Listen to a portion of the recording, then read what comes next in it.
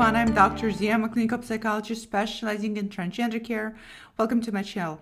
Today I'd like to discuss with you what happens when you are on hormones, whether you are on feminizing or masculinizing hormones, and you're not seeing the changes you were expecting, or the changes are not really happening fast enough, or maybe they're taking way too long than you have actually anticipated, or they're not producing the results you wished for.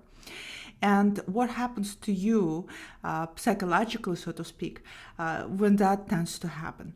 For starters, let me just say this, that all of the changes you tend to see on social media and in terms of individuals talking about their changes on the internet and saying how many amazing changes they've gone through are going to be relatively, probably very different than the changes you're going to go through. Everybody is very individual. And as a result, the way the hormone is going to metabolize in your body is going to be incredibly different than the way it will metabolize in somebody else's body. That's why we're seeing across the board some people having quite sudden and quick changes, and some people perhaps even of exact the same age, with exact the same health, let's say, having changes that take way longer. Generally speaking, testosterone, as we know it, is a very strong hormone, so changes tend to be expected relatively quickly, regardless of your age group. However, changes such as voice deepening and facial hair may not happen for everybody, or it may take incredibly long time to happen. I have known people who have been on testosterone, and their testosterone levels in terms of their blood work had been in the normal male ranges, and still they have not had produced any facial hair and only were able to produce facial hair a year after being on testosterone. That's a long time. So be mindful that changes may take a very long time. Same thing with feminizing hormones. Changes can take a very long time. Feminizing hormones are a little bit more trickier. They tend to produce a little bit, I don't want to say quicker, but, and I don't really think that they necessarily produce better changes, but we tend to see changes to be more predominantly evident in a younger population, in a younger feminine identified population on estrogen. And that's only because they're young. Because they're younger, they're more useful looking to begin with. Because they're more useful looking to begin with, they're also able to mask other of their traits, perhaps even mask secondary sex characteristics already gotten through being on testosterone as a result of the puberty. For older population, for older, all of you who are older who identify as trans feminine and are on feminizing hormones, it can take a while. It takes a while. You have had years and years of exposure of testosterone that has altered you, not only your secondary sex characteristic, but has altered a lot of other ways the way your body tends to work. So it may take a longer period of time. So what I'm actually seeing is, I'm seeing people who are, again, you're either on feminizing or masculinizing hormones, and the changes are not happening quick enough. And it's been, at least, I would say for these people, what I'm seeing is between 8 months to a year to longer periods of time. And you haven't seen the changes you wanted to see. And what I'm seeing happen to you, to a lot of you, is you start feeling very self-defeated.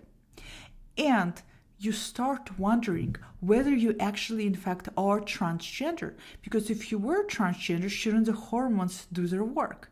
And you're wondering if maybe you're trans enough. I have a video on the topic, and as all of you know, I don't even know what the hell that means. But a lot of you are starting to wondering. And what's worse happening psychologically is a lot of you are starting to blame yourself for hormones not doing their job. You're blaming yourself as if there's something wrong with you, and as a result, why you're not seeing changes while people around you seem to be getting these miraculous changes.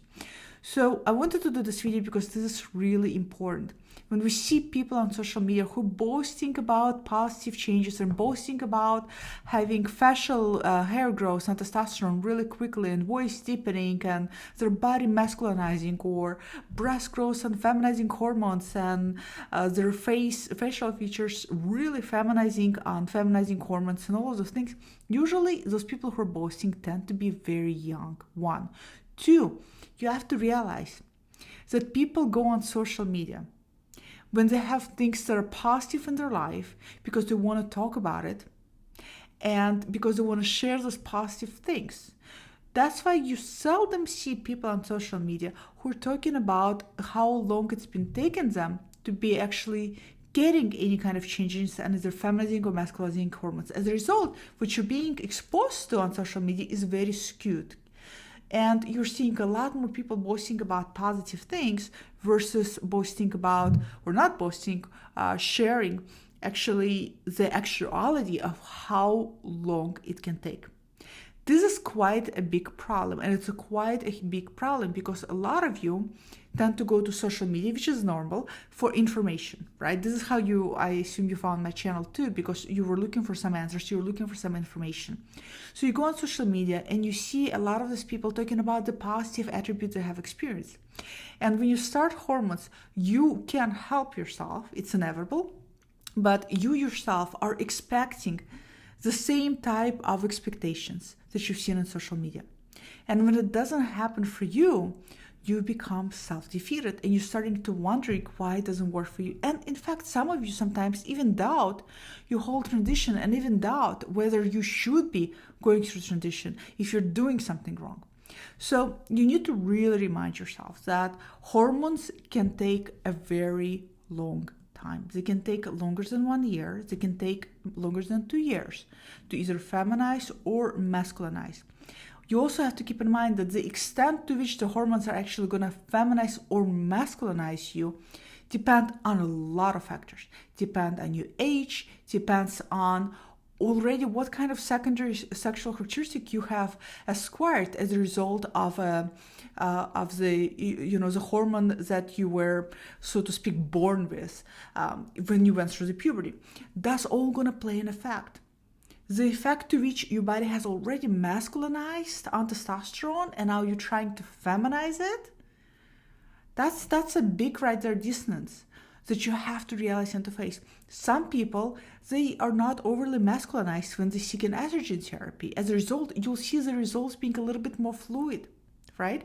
Same thing for people who identify as transmasculine. Some people are already maybe much more androgynous looking when they start masculinizing hormones, therefore enabling themselves to be masculinized and have a much more masculine presentation on testosterone. So you gotta keep all of these factors, including your age, including how your body metabolizes hormones, and including, this is one of the biggest important factors to keep in mind. And I will do a separate video about it, and hopefully I'll try to link them together. The most important thing is whether you're an endocrinologist or a doctor, a physician, a medical doctor who is prescribing hormones, knows how to read your blood work, knows how to understand all of those levels, knows how to understand what's going on, versus just looking for normal ranges of natal males and normal ranges of natal females.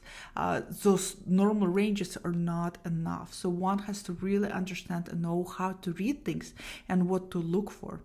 And I know it's very difficult to find a good doctor, but it is imperative to have one. A lot of times I've seen people, again, I'll talk about it more in depth in the next video, but I've seen a lot of people who have been on hormones for a long time and the regimen has been not doing anything for them at all. So that's going to be an important one. But keep in mind, again, that the expectations are far and wide, and what your body can and cannot do on hormones is also going to be far and wide, and you cannot blame yourself for it, and you also cannot feel very self-defeated. You gotta take transition as one step at a time. It's a process.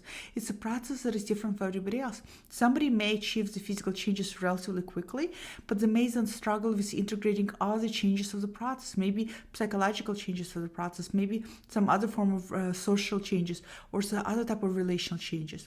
Versus maybe for some of you, it may take longer on the physical side of the hormones, but you may be able to utilize the time in order to integrate other changes in your life. And I get it. Physical changes is something that all of you are really looking forward to. That's number one reason why a lot of you do start hormones. It's very important. So I get that, and I know it's very, very important to all of you.